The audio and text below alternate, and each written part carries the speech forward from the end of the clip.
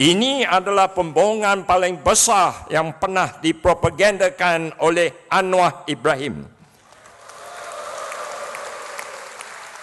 Sementaranya, dakwaan kononnya elektrik sengaja dipadamkan di pusat kiraan undi adalah grandfather of all propaganda yang dijuarihi oleh DAP.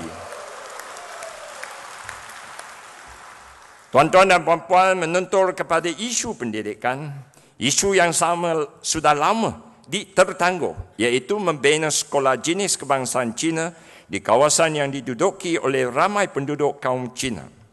Kini perlulah dilihat semula dan dijadikan satu polisi oleh Kementerian Pendidikan. Satu lagi isu yang masih menimbulkan perbalahan ialah soal pengiktirafan kepada UEC bagi membantu memudahkan para lepasan sekolah ini diterima masuk ke institusi pengajian tinggi awam.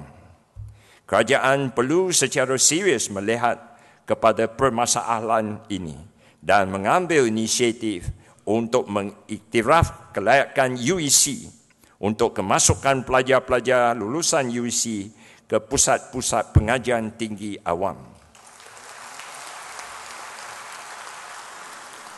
Adalah pelik untuk negara kita sendiri mengambil pendirian yang berbeza apabila kelayakan UEC diiktiraf oleh universiti-universiti di Singapura, China, Taiwan, Australia, Kanada, Hong Kong, Amerika Syarikat dan United Kingdom.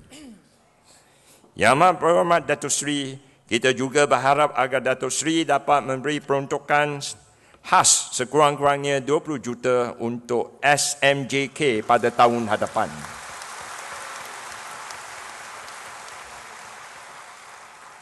Tahun yang lepas, ketiga merasmikan AGM, MCA, dan selepas mendengar rayuan parti ke atas peruntukan yang serupa, Yang amat berhormat Datuk Seri dengan berbesar hati telah mengumumkan pemberian peruntukan sebanyak 30 juta untuk tujuan ini.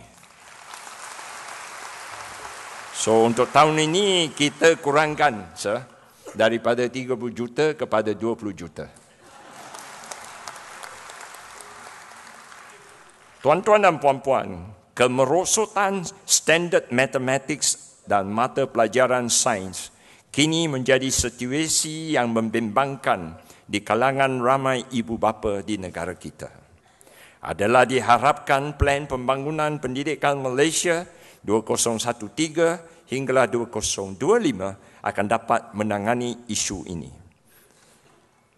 Isu berkaitan dengan pendidikan tidak seharusnya dipolitikkan oleh rakyat Malaysia yang sayangkan masa depan anak mereka. Kerajaan perlu melakukan kajian terperinci. Apakah yang menyumbang kepada kemerosotan standard pembelajaran kedua-dua subjek ini, Maths dan Sains. Juga perlu dilakukan kajian semula tentang kelayakan yang diperlukan oleh guru untuk mengajar subjek-subjek ini. Sebab itu, kerajaan harus bertindak tegas ke atas ekstremis perkauman dan keagamaan.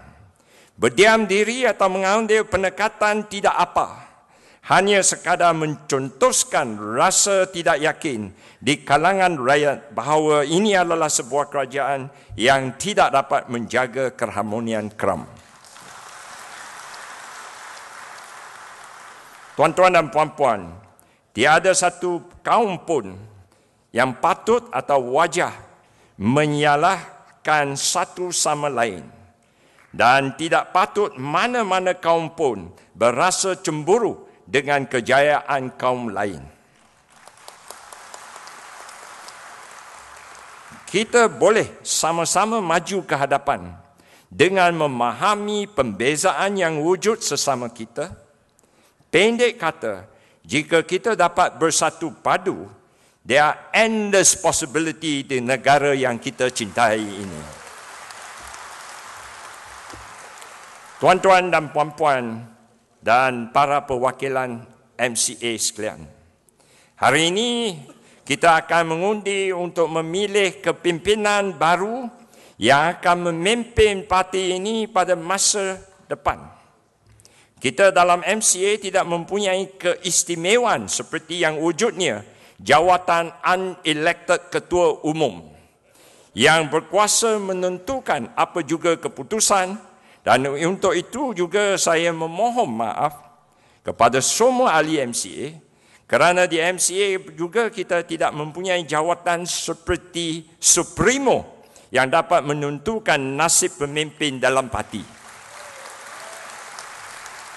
Sebaliknya, tuan-tuan dan puan-puan, pihak pembangkang yang sering meluangkan slogan demokrasi tidak pernah berpegang kepada apa yang mereka luangkan.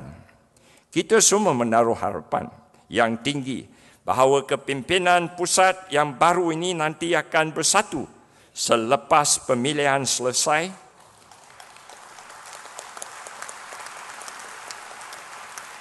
dan tidak akan menyimpan perasaan dendam. Kerana jika tidak, segala proses transformasi yang kita inginkan sekadar menjadi mainan bibih semata-mata.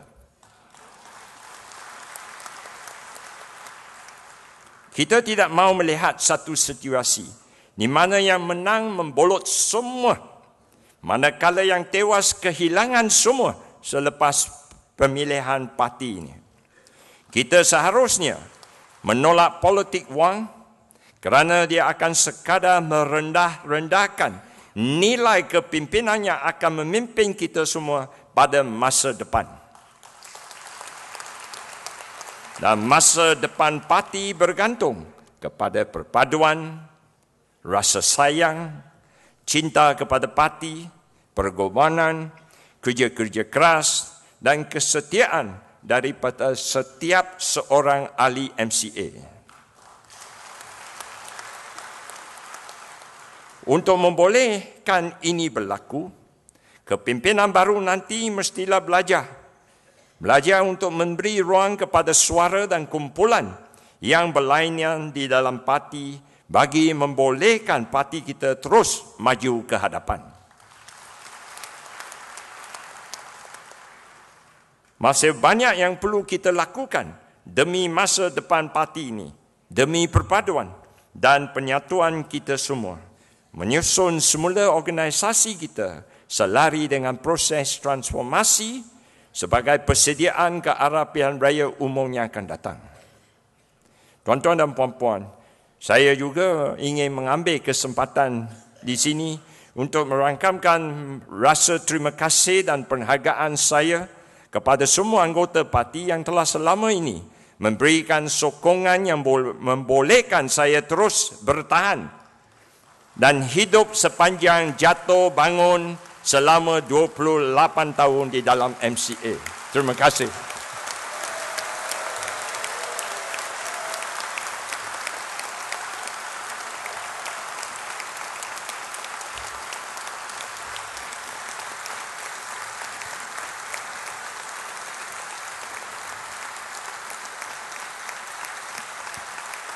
Tuan-tuan dan puan-puan, lepas pemilihan parti saya masih merupakan seorang perwakilan pusat dan saya akan memainkan peranan yang sewajarnya sebagai perwakilan pusat. Dan tentang masa depan dan hala tuju MCA, yang terbaik ialah untuk menerangnya kepada kebijaksanaan kepimpinan baru untuk merangka langkah-langkah seterusnya. Sekali lagi saya ingin merangkamkan ribuan terima kasih kepada Yang Amat Berhormat Perdana Menteri selaku pengurusi Barisan Nasional yang sudi meluangkan masa untuk merasmikan Perhimpunan Agung yang ke-60. Sekian, terima kasih dan selamat bersidang. 谢谢我党总会长拿督斯里蔡希礼医生同志。 Terima kasih Datuk Seri.